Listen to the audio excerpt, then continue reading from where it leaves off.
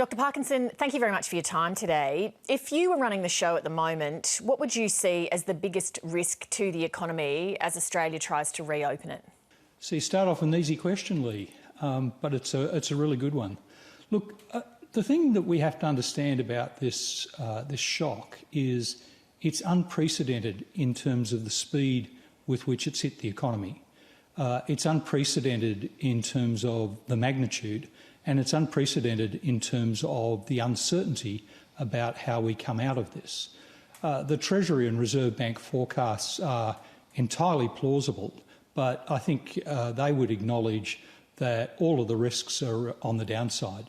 And one of the big challenges for us is how do we ensure that we don't just end up with a situation where we get 80 or 90% of the economy to come back really quickly and then find 10 or 20% of it that is stuck in effectively recession for a long period of time. The Reserve Bank Governor Philip Lowe has been saying this is an opportunity for major economic reform. What do you think should be the priority? So I think we know what a lot of the core elements of the reform agenda should be. We've talked about them in the past, but they're not enough. In the current situation, the real opportunities for us are to try and accelerate the digitisation of the economy, encourage greater innovation and agility in our firms, and develop a really coherent and bipartisan strategy about our engagement with Asia. On Asia, China made some alarming threats last week about taking some of its business elsewhere if Australia persists with its calls for an independent inquiry into the origins of coronavirus. How concerned should Australians be about that? Look, Lee, I think we've got to acknowledge that the government has handled the crisis really well.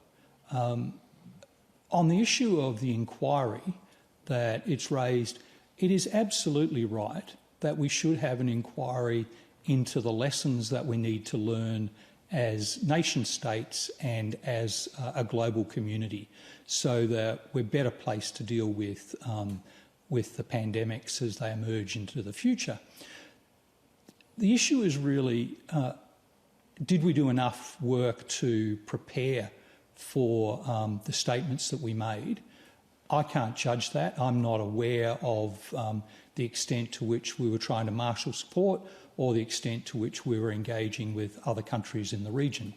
But I do think the Chinese ambassador has done us a favour. He has now put front and centre before the Australian public the sorts of coercive behaviours that they're prepared to use if countries don't fall into line. I think that should come as a real wake-up call to the Australian community. It does not mean, though, that the Chinese people do not have the same attributes and characteristics and desires of the Australian people. We're talking about the Chinese government and its behaviours. And at the end of the day, they will basically respond to their own self-interest. So I think we shouldn't be too spooked by what he said, but I do think we should listen to what he says and think carefully about how we would react as a country were such threats to turn into reality. It seems like the Australian economy is going to open up earlier than had been envisaged because of the success in controlling the spread of the virus. Given that, is it possible that the government has put too much largesse into its stimulus packages? No, I categorically reject that.